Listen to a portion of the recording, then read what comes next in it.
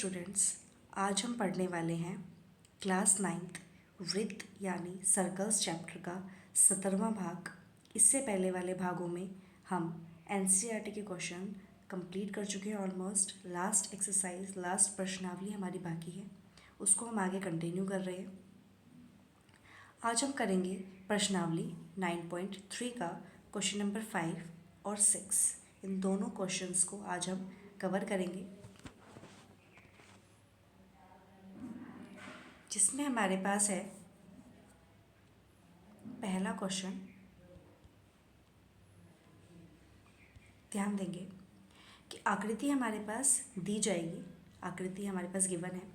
आकृति में एक वृत्त पर ए बी सी और डी, ए बी सी और ये डी, इस तरीके से चार हमारे पास बिंदु हैं। ए सी और बी डी, ये जो ए सी है और ये बी डी है, ये एक बिंदु ई पर प्रतिच्छेद कर रहे हैं। ये हमें नज़र आ रहा है, ई पर प्रतिच्छेद कर रहे हैं। ठीक है, तो अब हमारे पास बी ई सी एक कोण दिया हुआ है, ये वाला जो कि है 130 डिग्री, और ई सी डी जो कि ये वाला कोण है जो हमारे पास दिया हुआ है 20 डिग्री। हमें निकालना है बी ए सी कोण, ये वाला कोण हमें निकालना है। अब इस वाले कोण के लिए मैं वापस से एक प्रमेय बताना चाहूँगी कि हमारे पास ये वृत्त है। वृत्त के अंदर वृत्तखंड से बनने वाले, ए भी एक वृत्तखंड मान लेते हैं या चाप मान लेते हैं, कुछ भी हम इसको मान लेते हैं। उससे दोनों ही अगर वृत्त पर, अगर इससे वृत्त पर कहीं हम कोण बनाते हैं तो वो कोण आपस में क्या होते हैं, बराबर होते हैं। ये हम प्रमेय में सीख चुके हैं कि वृत्तखंड से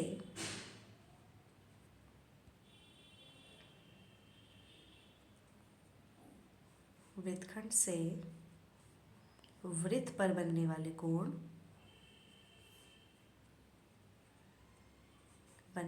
कोण बराबर होते हैं।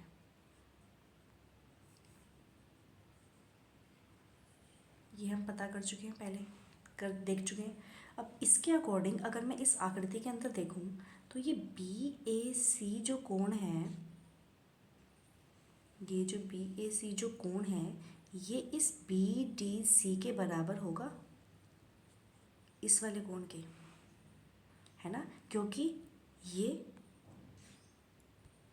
हमारे पास बी सी चाप से बन रहा है। ध्यान से देखेंगे, बी सी ये चाप है, इस चाप से हमारे पास यहाँ से, ध्यान से देखेंगे, ये इसी चाप से बन रहा है ये कोण। एक सेकेंड, ये, और ऐसे इस तरफ भी इसी चाप से बन रहा है ये कोण। तो सेम चाप से जो ये कोण बन रहे हैं वृत्त पर, तो वो आपस में क्या होंगे, बराबर होंगे। ये हम प्रमेय में सीख चुके हैं। तो यही चीज़ है इसके अंदर, ये हमारे पास बराबर आ गए। ये कोण जो है इसके बराबर है। मतलब कि अगर मैं ये कोण ज्ञात कर लूँ तो ये कोण भी आ जाएगा, है ना। तो अब इसको करने के दो तरीके हैं। किस तरीके से, ध्यान से देखेंगे कि हमारे पास ये 20 है और हमें ये निकालना है। अगर मैं ये वाला कोण ज्ञात कर लूँ तो हमारे पास त्रिभुज के तीनों कोणों का योग 180 डिग्री होगा। अब ये वाला कोण कैसे आ सकता है, ये वाला कौन सा, कि कोण डी ई सी हमारे पास कैसे आएगा। देखो, डी ई सी जमा बी ई सी मिलके क्या बना रहे हैं, 180 डिग्री रैखिक युग्म बना रहे हैं, क्योंकि एक सीधी रेखा पर है।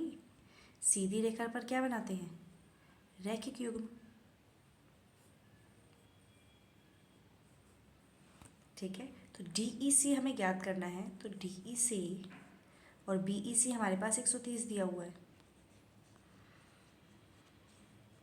तो डी ई सी क्या हो जाएगा, 130 को उधर माइनस में लेकर जाएंगे, जो कि हमारे पास कितना आ जाएगा, 50 डिग्री। ये हमारे पास कितने का आ गया, 50 डिग्री। ये हमारे पास 50 आ गया। तो हम ये वाला कोण निकाल सकते हैं किस त्रिभुज के अंदर, त्रिभुज ध्यान से देखना है, त्रिभुज के अंदर वाला कोण हमें निकालना है। त्रिभुज ई डी सी में EDC में 50 जमा 20 जमा कोण EDC बराबर में 180 डिग्री, जिससे हमारे पास कितना हो गया 70 और EDC बराबर 180 डिग्री। और EDC का मान कितना आ गया, मैं 70 को उधर माइनस में ले जाती हूँ, 110 आ गया हमारे पास। अगर ये हमारे पास 110 आ गया तो ये भी हमारे पास क्या होगा, 110 ही होगा, क्योंकि ये दोनों कोण आपस में बराबर है। वृत्तखंड से बनने वाले वृत्त पर जो कोण होते हैं वो क्या होते हैं, बराबर होते हैं। ठीक है, एक तो ये तरीका था। दूसरा तरीका बिल्कुल सिंपल है, ध्यान से देखेंगे कि वो हमारे पास, ध्यान से, इन त्रिभुज मतलब त्रिभुज EDC में बाह्य कोण हमने पढ़ा था, बाह्य कोण जो कि कौन सा नज़र आ रहा है इसमें, 130 बाह्य कोण है इसका। तो 130 जो होगा,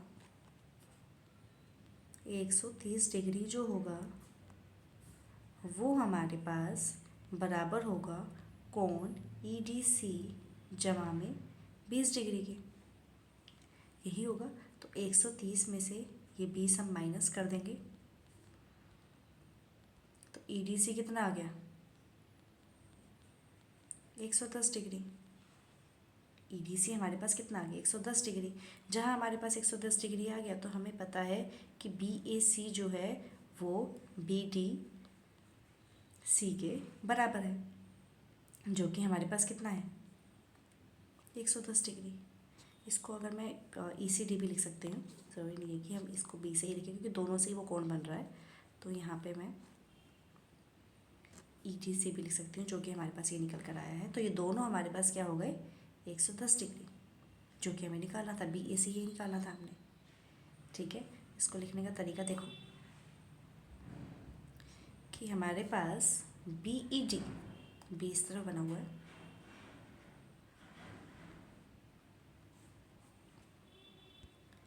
ध्यान से देखेंगे, BED एक सरल रेखा है।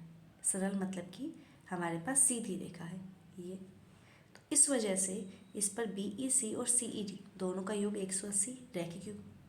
तो 180 जमा CED, 180 मतलब कि 130 जमा CED, CED मतलब कि ये वाला कोण 180 डिग्री होगा रैखिक युग्म से। ठीक है, तो जिससे CED का मान कितना आ गया, 50 आ गया।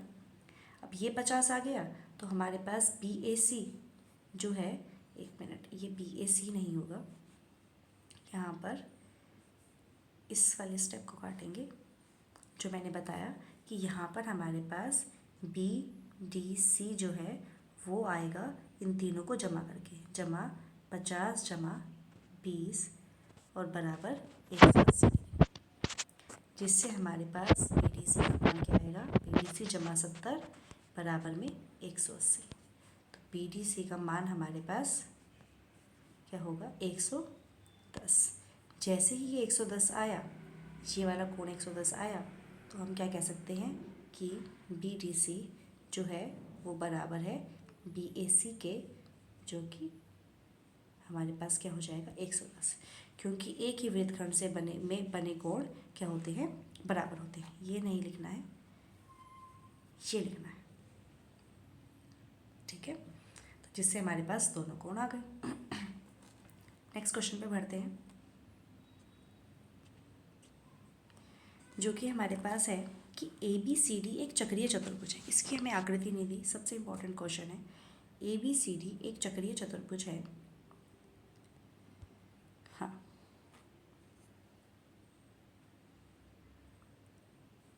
इस तरीके से मैंने बना दिया। और एक चक्रीय चतुर्भुज भी बना लेते हैं, जो कि हमारे पास बोला है ABC और D। ठीक है, ये हमारे पास चक्रीय चतुर्भुज है। इसमें हमारे पास, अगर मैं इसको बना ही लेती हूँ यहाँ पर,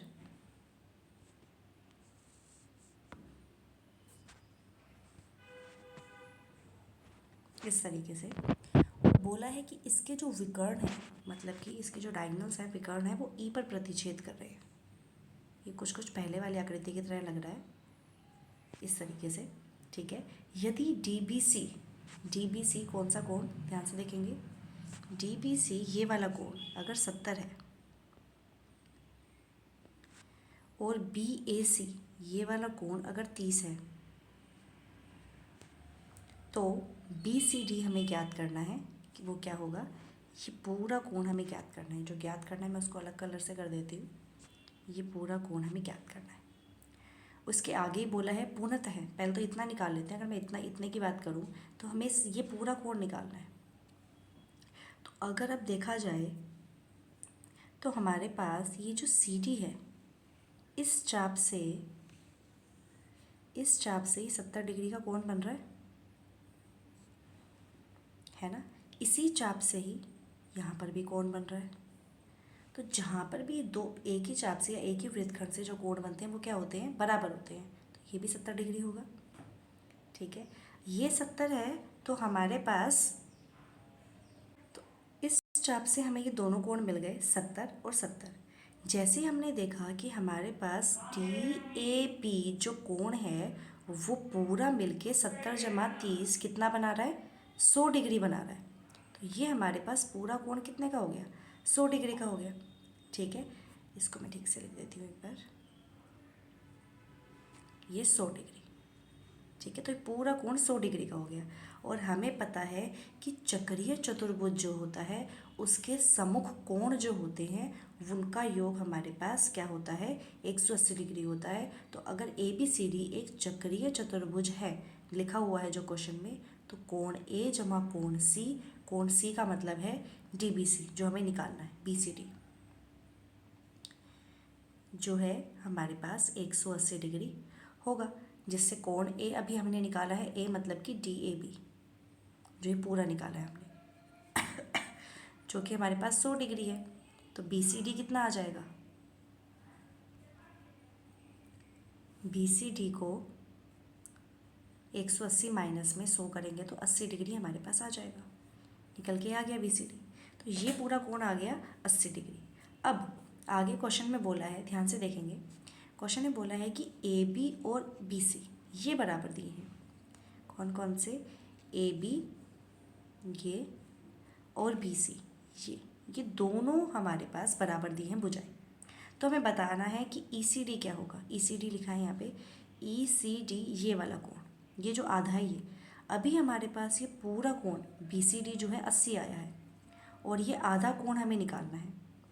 ध्यान से देखेंगे, अगर मैं इस येलो त्रिभुज को देखना, जो मैं येलो कलर से डिनोट कर रही हूँ, इस त्रिभुज के अंदर ये कोण 30 डिग्री है। कौन सा कोण, बी ए सी हमारे पास 30 डिग्री है। ठीक है, तो जो कि हमारे, अगर ये जो कि किसके बराबर होगा, ये कोण इसके बराबर होगा। कौन सा, बी सी ए के बराबर होगा। क्यों, क्योंकि बराबर भुजाओं के सम्मुख कोण बराबर होते हैं। ये दोनों भुजाएं बराबर है। अगर मैं इस त्रिभुज को यहाँ अलग से बना लूँ, ये त्रिभुज मैं यहाँ अलग से बना देती हूँ, B A C, B A B बराबर में बी सी दिया हुआ है